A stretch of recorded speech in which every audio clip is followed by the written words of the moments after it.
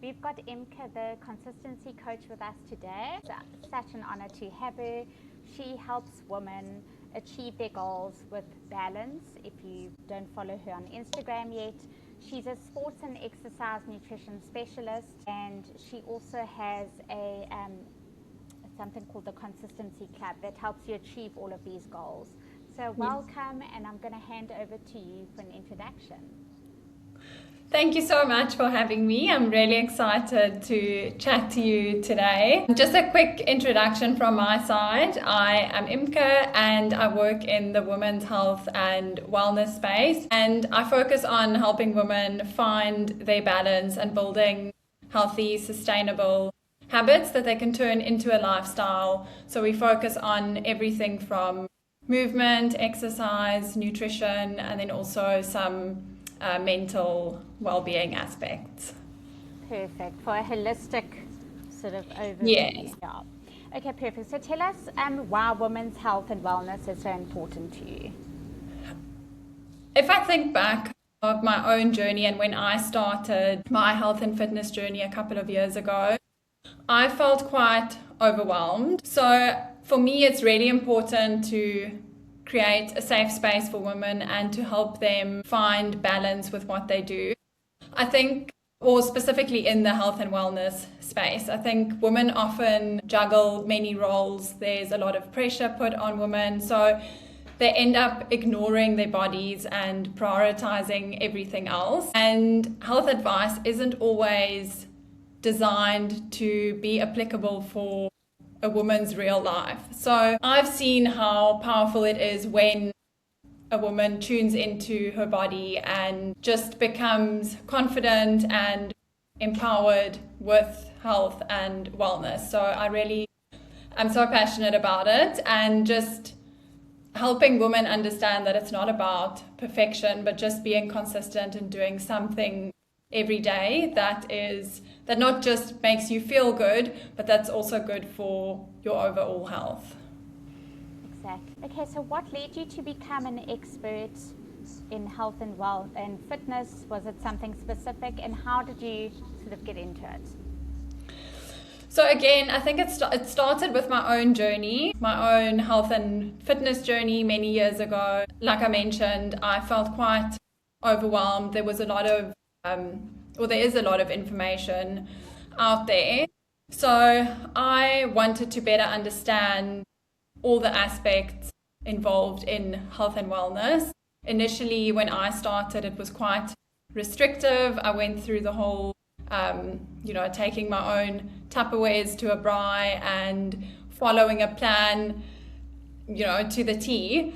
And I got to a point where I just wanted to understand a little bit more about all the aspects, so the nutrition, the fitness, and also how that would affect me on a day-to-day basis. And then I started using my Instagram platform to create more awareness, to share my personal experiences, and not just the successes, but also challenges, because we go through both. It's never just the good stuff. Definitely. Okay, so what are your 3 top tips for maintaining peak physical and mental condition? So firstly, I think consistency over intensity and perfection. I think we sometimes get stuck where we try and do everything at once instead of just focusing on small daily habits that all add up. And with that also, not doing the extremes, but just sticking to the basics and nailing that and being consistent with that. Then the second thing is to prioritize rest and recovery. I think that's often overlooked. We are so focused on, exercising and being active that we forget rest is also part of the process. So for me, rest, recovery, and sleep are non-negotiables in my daily routine.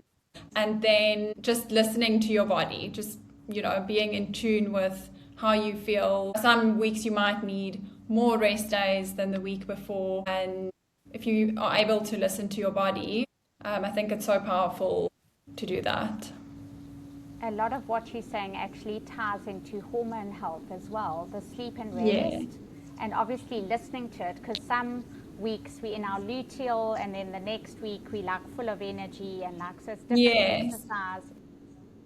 Yeah, no, it's so important. I think, often we just try and push through and you like trying to stick to the plan because this is what you want to achieve this week or, but sometimes you just need more rest. And if you don't take that rest, eventually your body will force you Show to you.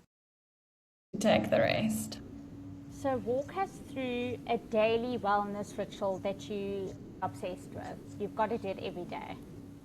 So it's definitely my morning routine. I love waking up early. It's not always easy. Sometimes I do snooze my alarm, but I love my morning routine and having a coffee and either going for like a long prom walk or going to the gym. That first hour in my day is really something that I protect, and it's an hour in my day that I like have a meeting with myself and I can show up for myself and fill my own cup before my day starts and I get busy.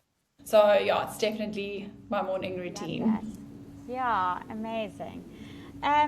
Okay, so give us your weekly exercise breakdown, and also, do you think enough women are prioritizing this, and what do you think some of the reasons that are holding them back from being consistent every day with like a workout plan? So for me, typically I follow a 5 or 6 day strength training split. So I'll do 2 lower body, 2 upper body, and then a full body workout and 1 cardio day. It also depends on the goal that I'm working towards. So if I'm doing a race, then I'll do a little bit less weight in the week. I also enjoy incorporating Pilates and like doing fitness classes. And with the rest days, I typically do 1 or 2 rest days. It also just depends on, how I feel. I've really, like in the past, I struggled with taking rest and like being okay with not doing something. But I would say like in the past 2-3 years, I've really prioritized rest and recovery and, whether that it might be 3 days 1 week and the next week it's 1. And I think the reason why a lot of women, struggle to either exercise consistently or even just start with an exercise program is they either feel intimidated or they feel overwhelmed. They don't know where to start and they have this idea that they have to be perfect. I place a lot of emphasis on just, doing what works for you. We are all so different, and if you don't enjoy the exercise that you're doing, you'll never be able to sustain it. So I guess, just finding what works for you and your lifestyle and just, to start. Exactly. Okay, great. So how do you find and maintain a sense of balance? Because it's very difficult. And it changes all the time. Yes. I like what you said. It's like I was thinking about it, and like my whole business is rooted in consistency and balance, and health and balance will change depending on the season of your life that you are in. So I think if you're able to accept that and know that things are going to change, it's never going to look the same, and it's not about perfection, then it's already easier to achieve the balance. So when I think about balance, I think of like having clear boundaries and having non-negotiables. So in like my work-life balance as an entrepreneur, you often find yourself working like endless hours. There's always something to do. So I try and stick to a structure. I have a lunch break. I start my day at a certain time. So I find that the structure and routine really helps me to achieve the balance. And then with food and exercise, I follow an approach like the 80-20 approach or principle. So 80% of my food is like whole foods and 20% fun foods. So if I think about that, especially with food, it's incorporating the fun element and almost like my non-negotiable. So whether that is a glass of wine at the end of a day or a piece of chocolate. So finding the joy and the things that I really love, and just knowing that nothing's off limits. Like there's no good or bad, right or wrong. I think when you remove those labels, it's a lot easier to find the balance. Yeah, that makes so much sense. Okay, so I want to chat about women creating spaces that are supportive, inspirational, and empowering, and most importantly, safe. How do you create that within your community?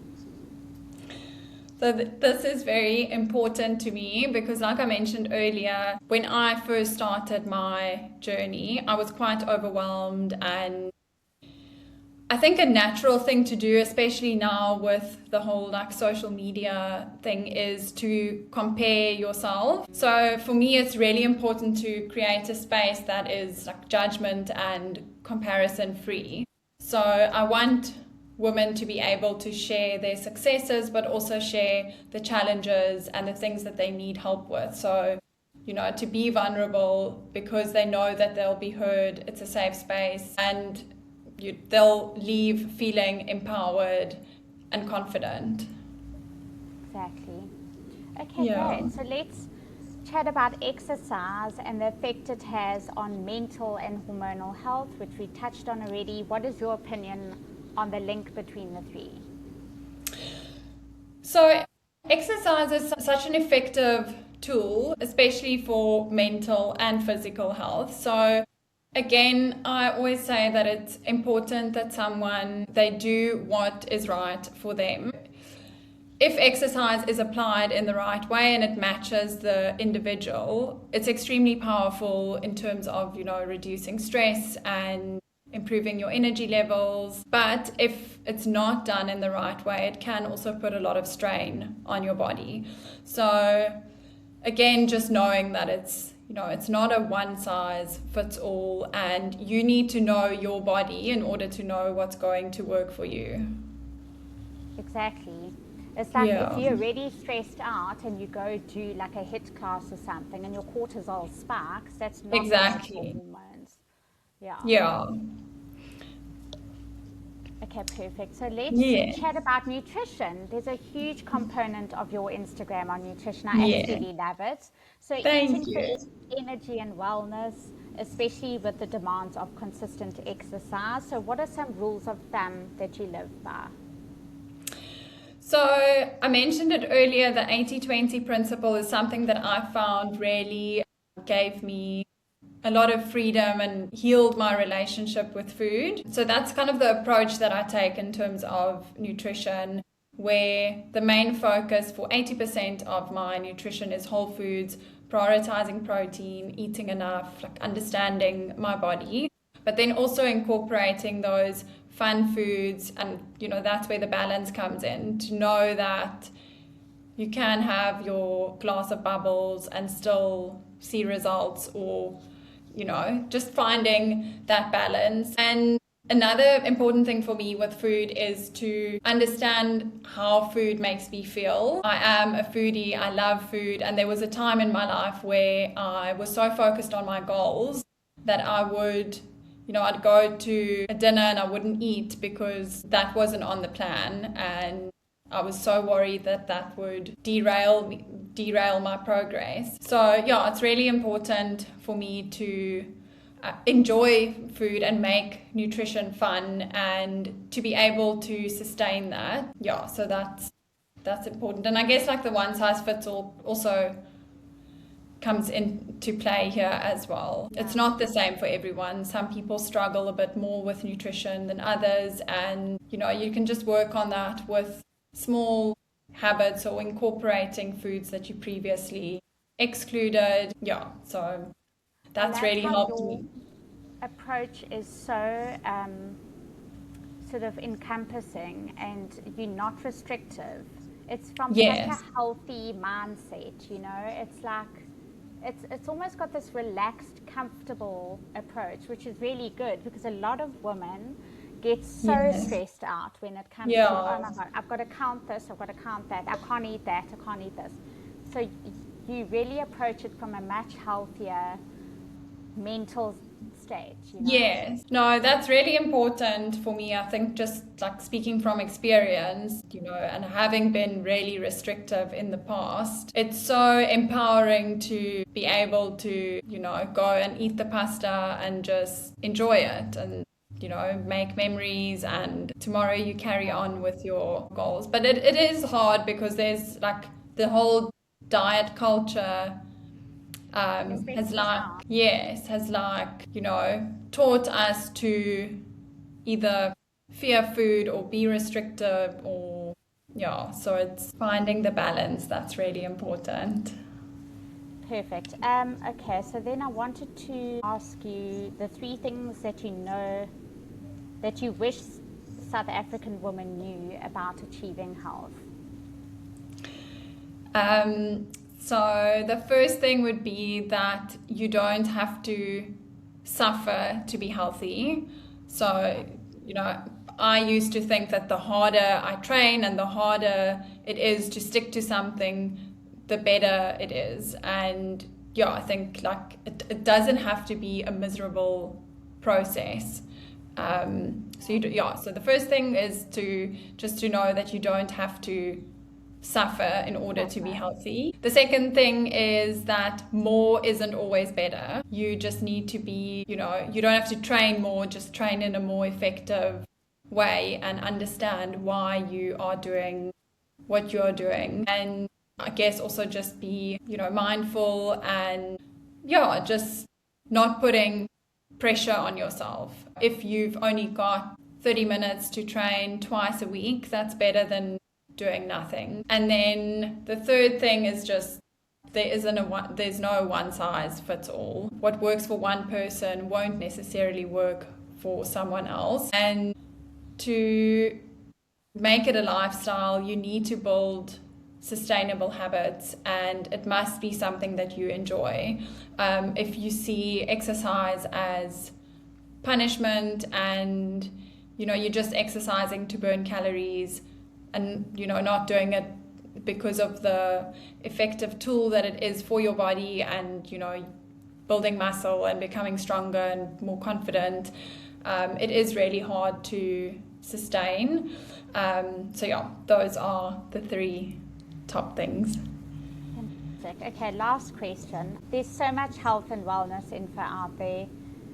What's a great way for people to find authentic, correct content that you can trust, like your own Instagram, for instance? Yeah, it is. There's a lot of information out there. I think that something that I personally do is I always look for like balance, evidence-based information. I do my own research. I don't just, follow something blindly, and, asking professionals in the field. So I think a big thing for me is just not to follow something blindly and just make sure that, you get more than one opinion. And I think your platform is also a great place with all the experts that you've interviewed. And it's so nice to, be able to watch an interview and understand a bit more about. I think one of the biggest things that I've learned is that even if the information is correct, it may not suit you. Yes, exactly. Your body may not approve of whatever it is. So it's to find your own path. Absolutely. Yeah, that's so important. I think a lot of people, even if I think about myself, when I first started my journey, I would look at like fitness influencers in the field, and I would look at what they were eating, and I would think that if I also have like 2 eggs, half an avo, 1 slice of toast, I'm going to achieve what they've achieved. But there are so many other factors that you need to consider. So it's just understanding who you are, how your body works, and what is best for you. And, it's so different for everyone. Yeah. Okay, perfect. Are there any upcoming events, workshops, collabs that we can look forward to? So I don't have any events confirmed at this stage, but I love collaborating and creating spaces for women. And luckily it's only Jan, so I am excited about the year. Yes. Yeah, and all the, potential and opportunities Exactly. for the Okay, year. perfect. And if someone wants to get hold of you, easiest way to do that is probably on your Instagram. Instagram or email. Okay, perfect. Is your email on your... It's on my website. So it's just hello@consistencycoach.co. Okay, amazing. Okay, thank you so much for joining us today. It's been such a lovely chat. Thank you so much for having me.